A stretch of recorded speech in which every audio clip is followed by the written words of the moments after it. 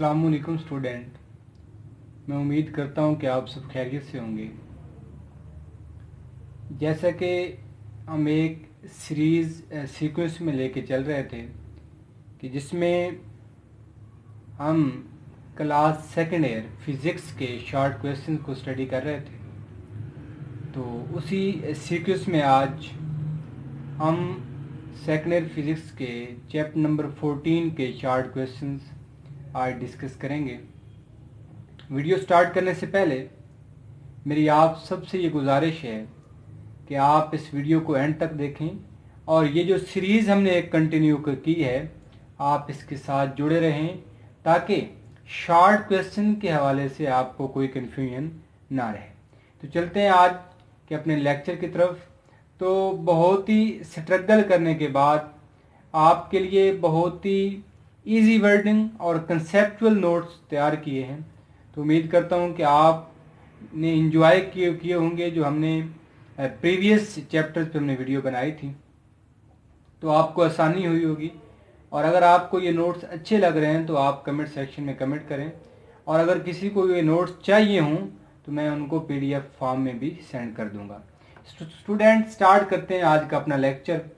तो आज chapter number 15 electromagnetic induction के शॉर्ट क्वेश्चन को हम स्टडी करने जा रहे हैं। स्टूडेंट, हमारा सबसे पहला शॉर्ट क्वेश्चन कि does induced EMF in a circuit depend upon the resistance of the circuit. Student, इस क्वेश्चन के दो पार्ट्स हैं। सबसे पहला पार्ट कि हमारे पास इंड्यूस्ड EMF क्या सर्किट की रेजिस्टेंस पे डिपेंड करती है या नहीं करती। वेरी सिंपल स्टूडेंट्स, कोई रट्टा लगाने की ज़रूरत नहीं है। इंड्यूस्ड EMF के आपके पास दो फार्मूले हैं। एक आपको मिलता है स्टूडेंट मोशनल EMF से। क्या होता है कि आपके पास induced EMF is equal to VBL sine theta, पहला। और दूसरा आपको स्टूडेंट मिलता है फैराडे लॉ से -N del phi over del T। Student, इन दोनों फार्मूलाज में, यहाँ पे मैंने एक मेंशन किया है, इन दोनों फार्मूलाज में आप VBL साइन थीटा देखें या आप आपके पास induced EMF is equal to N del phi over T देखें, del T देखें, तो इन दोनों फार्मूलाज में आपको कहीं R नजर है नहीं आ रहा। तो वेरी सिंपल आप लिखेंगे कि induced EMF does not depend upon the resistance of the circuit, it only depends upon the rate of change of a magnetic flux, जैसा कि हम Faraday law of electromagnetic induction में बात कर चुके हैं। Very simple student. अब next उसने क्या पूछा क्वेश्चन में? क्वेश्चन ये था कि डज इंड्यूस्ड EMF, ये देखिए, induced current depend upon the resistance of the circuit. क्या इंड्यूस्ड करंट जो है वो डिपेंड करता है या नहीं करता? स्टूडेंट, वेरी सिंपल, आपके पास अकॉर्डिंग टू हमला V इज इक्वल टू क्या होता है? IR। तो I इज इक्वल टू क्या आ जाएगा? V over R। V की जगह हम क्या लिखेंगे? Induced EMF। तो आपके पास induced EMF divided by R आ जाएगा। तो यहां से आप देख रहे हैं कि ये जो इंड्यूस्ड करंट है वो डिपेंड कर रहा है रेजिस्टेंस ऑफ द सर्किट के ऊपर। तो जब ये फार्मूला लिखेंगे, एक में लिख देना है आप जहां रेजिस्टेंस नहीं है वो डज नॉट डिपेंड, और जहां पे रेजिस्टेंस है वो डिपेंड कर रहा है। स्टूडेंट, कंसेप्चुअल क्वेश्चन है, थोड़ा सा आपने इसको गौर से समझना है कि हमारे पास क्वेश्चन ये है कि a square loop of wire is moving through a uniform magnetic field। Student, एक यूनिफॉर्म मैग्नेटिक फील्ड है और उसमें से क्या कर रहे हैं, एक लूप को, हम एक स्क्वायर लूप को मूव करवा रहे हैं। स्टूडेंट, आप आपने मैग्नेटिक फ्लक्स पढ़ा था, इंड्यूस्ड EMF को बाद में देखते हैं। आपने मैग्नेटिक फ्लक्स पढ़ा था, तो वहां पे आपने ये क्लियरली जो है वो अंडरस्टैंड किया होगा कि what is the difference between plain area and A vector area. Plain area क्या होता है? उस एरिया की सिंपली सरफेस। और वेक्टर एरिया क्या होता है? जो आप नॉर्मल लेते हैं सरफेस के ऊपर। और student, normal is always drawn in outward direction. अब वो जो वेक्टर एरिया होता है उसका हम B के साथ, मैग्नेटिक फील्ड के साथ क्या चेक करते हैं? एंगल चेक करते हैं। अब यहां पे आपको ये कहा गया है कि यूनिफॉर्म मैग्नेटिक फील्ड में रखने के बाद अब नॉर्मल किधर है? Normal to the loop is oriented parallel to the magnetic field. अब वो जो नॉर्मल है वो parallel to the magnetic field है। इसका मतलब क्या है कि जो एंगल है वो क्या होगा, जीरो होगा। अब यहां पे अगर आपसे पूछता कि आपके पास है फ्लक्स कितना होगा, तो यहां फ्लक्स मैक्सिमम हो जाता, लेकिन वो उसने पूछा is EMF induced in the loop, give reason of your answer. क्या अब इस लूप के अंदर ईएमएफ इंड्यूस होगी या नहीं होगी? स्टूडेंट यहां पे देखें, जब नॉर्मल पैरेलल है, नॉर्मल क्या है, पैरेलल टू द लूप, और इंड्यूस ईएमएफ का हमारे पास फार्मूला क्या है, VBL sine theta.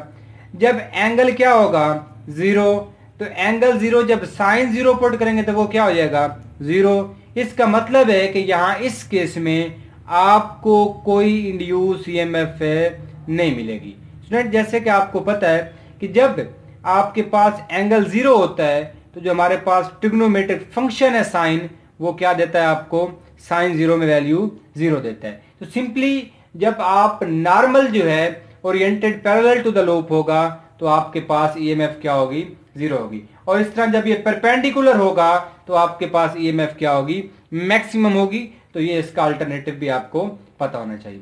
Next question student, next question हमारे पास ये है कि 15.3। अब इसको भी आप गौर से समझें, ये क्वेश्चन थोड़े थोड़े कंसेप्चुअल पॉइंट्स हैं इसमें, तो इनको आप जो है वो अच्छे से समझ लें। स्टूडेंट ये आपके पास है क्वेश्चन है।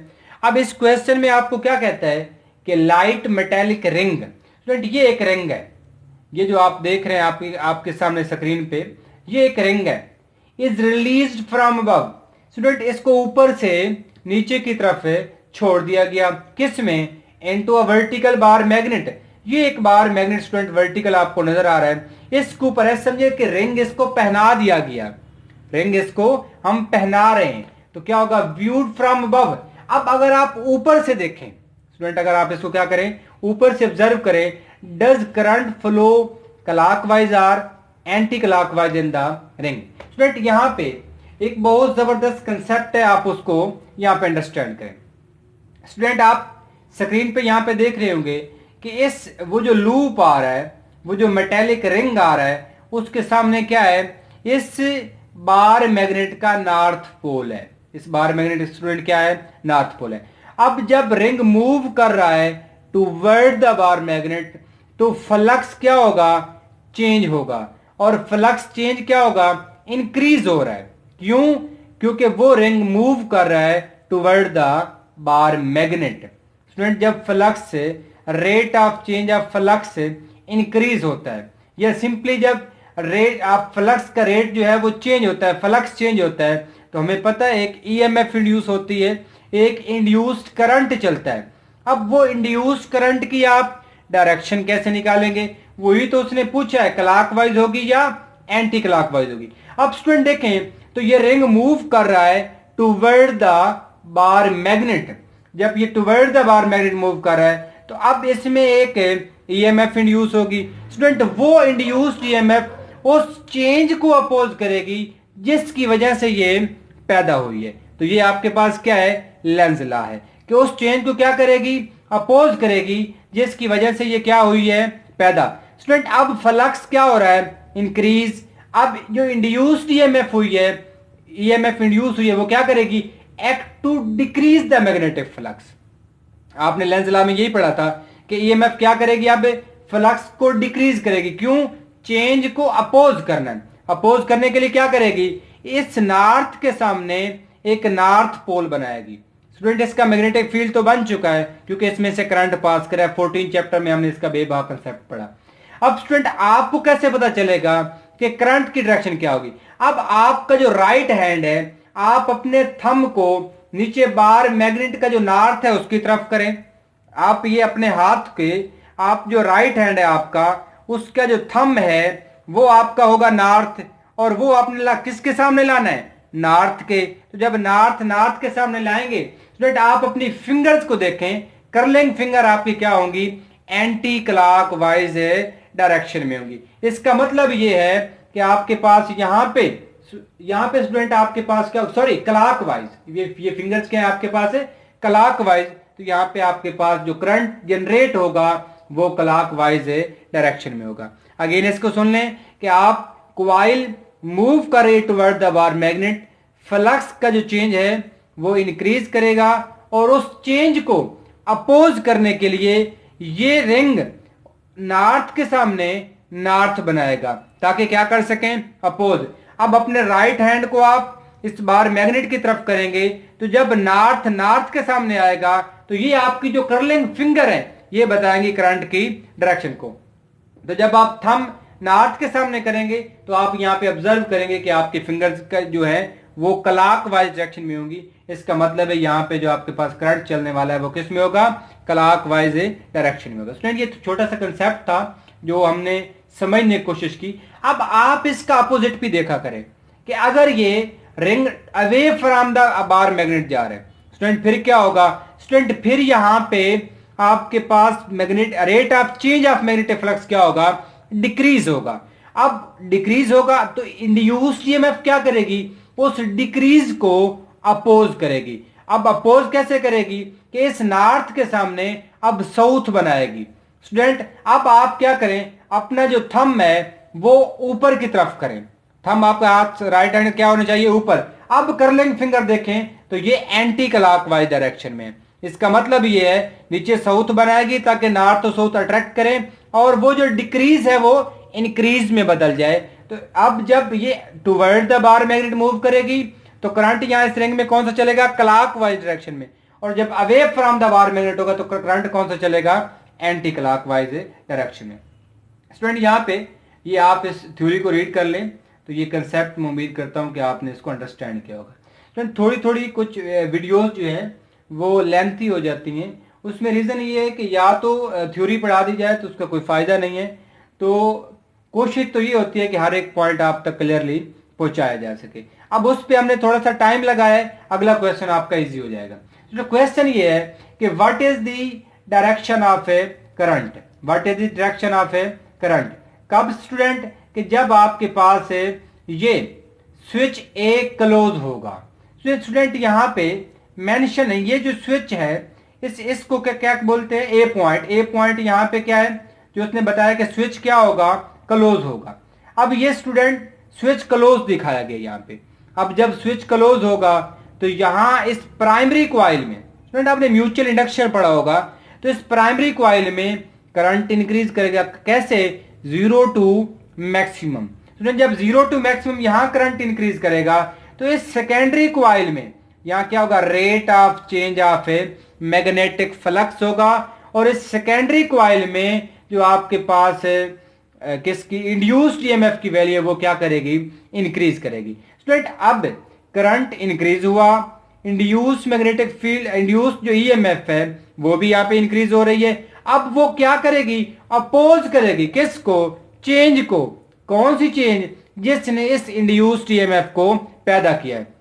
अब कैसे अपोज करेगी, तो इसमें आपके पास सिंपली क्या होगा कि ये उस नॉर्थ के सामने नॉर्थ बनाएगी, उस नॉर्थ के सामने स्टूडेंट क्या बनाएगी, नॉर्थ बनाएगी। और जब ये नॉर्थ के सामने नॉर्थ बनाएगी तो आप अगेन क्या करेंगे, अपने थंब को, स्टूडेंट अपने थंब को प्राइमरी कॉइल के नॉर्थ की तरफ करें।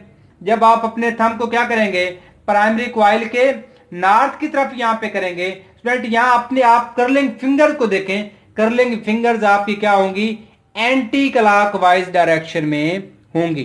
तो यहां पे आपके पास है ये दिखाया गया है कि आपके पास जो करंट चलेगा वो क्या होगा, एंटी क्लॉकवाइज डायरेक्शन में होगा। स्टूडेंट दूसरा पॉइंट कि जब आपका ये स्विच जो है ओपन है, स्टूडेंट जब आप स्विच ओपन करेंगे तो करंट की वैल्यू सॉरी प्राइमरी कॉइल में यस करंट की वैल्यू डिक्रीज होगी फ्रॉम मैक्सिमम टू 0। इसी तरह यहां rate of change of magnetic flux भी क्या होगा, डिक्रीज होगा फ्रॉम मैक्सिमम टू 0। अब यहां जो ईएमएफ इंड्यूस होगी वो उस चेंज को अपोज करेगी। कैसे, फ्लक्स डिक्रीज हो रहा है तो उसको क्या करवाएगी, इंक्रीज करवाएगी। स्टूडेंट अब इंक्रीज करवाने के लिए क्या करना पड़ेगा, या नॉर्थ के सामने साउथ बनाना पड़ेगा। क्यों, अट्रैक्ट करें और फिर क्या हो, मैग्नेटिक फ्लक्स यहां पे इंक्रीज करें। उसके लिए स्टूडेंट क्या होगा, अब आप अपना नॉर्थ थंब जो है राइट हैंड का वो क्या करें, टुवर्ड राइट डायरेक्शन, स्क्रीन पे देखें टुवर्ड राइट डायरेक्शन।